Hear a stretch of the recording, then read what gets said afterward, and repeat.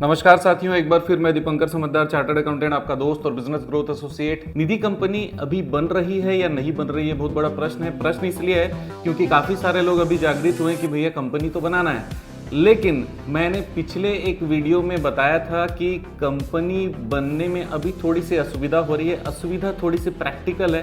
ये प्रैक्टिकल कैसे, सबसे पहले जानते हैं। सबसे पहली बात ये कि एमसीए एक बहुत बड़ा स्कैम ऑलरेडी कर रहा है पैसे खाने का। किससे पैसे खा रहा है? ये पैसे खा रहा है जितने भी लोग सपना देख रहे हैं कि भैया हम निधि कंपनी बनाएंगे, उसके बाद काम करेंगे। निधि कंपनी लोग कहते हैं स्कैम करते हैं, लेकिन मैं कहता हूँ MCA, ministry of corporate affair he scam करती है। रीजन ये कि भैया आपने नेम अप्रूवल दिया, राइट?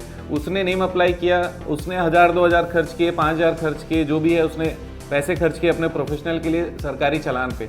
अब करने के बाद में क्या हुआ? नेम अप्रूवल दे दिया। नेम अप्रूवल तो मिल जा रहा है, उसके बाद फिर वो कहता है कि फाइलिंग करो। तो जब पूरी फाइलिंग किया और उसमें सिर्फ और सिर्फ समझो कि अगर केवल 20 लाख रुपए भी अगर रखने हैं तो भी 80-90 हज़ार रुपए के चालान लग जाने, सीए के फीस लग जाने, तो लगभग 1.25 लाख 1.5 लाख रुपए का खर्चा ऑलरेडी हो चुका है। वैसे भी जितने कंसल्टेंट हैं जिनको सारा चीज़ नहीं भी आता, वो भी मुंह मांगा फीस लेते हैं। 1.5 लाख, 2 लाख, 5 लाख, 10 लाख रुपए तक भी फीस लेते हैं। वो सिर्फ ये देखते हैं कि भाई कस्टमर को कुछ पता है कि नहीं पता है, क्योंकि बहुत सारे लोग अभी तक हमारे चैनल को फॉलो करना चालू नहीं किए, तो 100% अवेयरनेस नहीं है। अगर आप पहली बार देख रहे हैं तो हमारे चैनल के दूसरे वीडियोस में भी आपको जाना चाहिए ताकि आप 100% अवेयर हो सके, कोई आपके साथ धोखा ना कर पाए। वापस आते हैं, नेम अप्रूवल हो गया, उसके बाद वो कहता है कि फाइलिंग कर दो। केवल 20 लाख में 80,000 90,000 रुपए का चालान लग जा रहा है। उसके बाद वो कलाकारी करके ये कहते हैं कि निधि नाम कोई और यूज नहीं कर सकता जब तक NDH 4 का अप्रूवल ना हो जाए।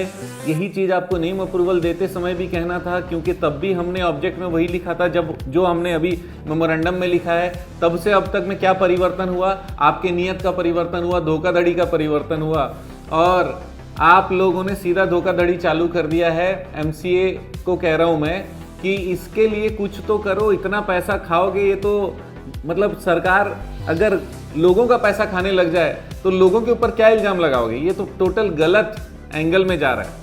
तो वापस ये समझना पड़ेगा कि क्या कंपनी अभी फॉर्म हो रही है। कंपनी अभी फॉर्म होने में मिनिस्ट्री बहुत बड़ा कलाकारी कर रही है। इसलिए मैं ये कहता हूं कि आप किसी के भी जरिए, मेरे जरिए ही नहीं, किसी के भी जरिए कंपनी को फाइलिंग मत करवाइए कंपनी की फाइलिंग, क्योंकि अगर कंपनी की फाइलिंग आप कराएंगे तो इस तरीके की धोखाधड़ी होने वाली है। तो सर हम करें क्या? बहुत इंपॉर्टेंट चीज़ है। हमको ये करना चाहिए कि ऑलरेडी अगर आपकी कंपनी है तो फिर हाई कोर्ट में जाकर हम लोग उस पर केस लड़ें। 100% लड़ना चाहिए, क्योंकि अगर लड़ेंगे तो कोरबो लड़बो जितबो रे जैसा फीलिंग हो सकता है। इसका मतलब ये कि अगर आपने धंधा शुरू करने का सोचा है और आपने पैसे लगा दिए, कंपनी सच में बन चुकी है, तो फिर आप उसमें युद्ध करिए। नहीं बनिए, अभी मत करिए। क्यों? क्योंकि बहुत सारे पिटिशंस फाइल हो रहे हैं, होने वाले हैं। हमारे फायदा एसोसिएशन से भी पिटिशन हम लोग फाइलिंग करने वाले हैं। फायदा क्या होता है? Finance and idea development association है, finance advisory and idea development association जो हमारा है नेशनल लेवल का। इसमें भी आप मेंबर बन सकते हो और ट्रेनिंग ले सकते हो, लगातार सीख सकते हो। फाइनेंस बिजनेस अगर आप कर रहे हो तो आपके लिए ज़बरदस्त फायदा है। और भी बहुत सारे कंपनियों के फाइलिंग कर रही है, लेकिन सीधा बात ये, कंपनी अभी मत बनाइए। तो क्या करें? दूसरा लाइसेंस या दूसरा रजिस्ट्रेशन लेकर करिए। लेकिन सर मैं तो गोल्ड लोन करना चाहता हूँ। तो गोल्ड लोन करने के लिए एक और आइडिया है। वो एक और आइडिया कहाँ पर है? मेरे दूसरे वीडियो में, उसमें आप गोल्ड लोन टाइप करिएगा मेरे चैनल पे तो आपको मिलेगा। उसको मैंने क्लियर कट आइडिया बताया हुआ है, आरबीआई के नोटिफिकेशन को कनेक्ट करके बताया। अगर आप चाहते हो कि मैं उसके ऊपर डिटेल वीडियो बनाऊं तो नीचे कमेंट जरूर करिएगा। इसके अलावा अगर आप अनसिक्योर्ड लोन का काम कर रहे हो तो माइक्रो फाइनेंस करिए। इसके अलावा अगर आपके स्टेट में अभी भी साहूकारी लाइसेंस मिल रहा होगा तो उस पर काम शुरू कर सकते हो। लेकिन अगर आप NBFC बनाना चाहते हो और फ्यूचर में बैंक बनाना चाहते हो या पीयर टू पीयर लेंडिंग में जाना चाहते हो तो फिर मत करना। क्या मत करना? तो फिर आप साहूकारी वाला काम अपने नाम पे मत करना।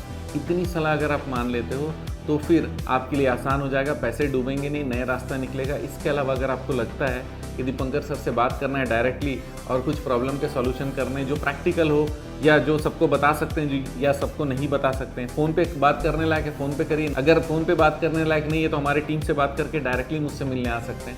आप जानते हैं मेरा मिशन है हमेशा आप लोगों की मदद करना और समय पर सारी जानकारी देना। तो बने रहेगा मेरे साथ, वीडियो को शेयर ज़रूर करिएगा। आपका दिन ज़बरदस्त और शुभ हो।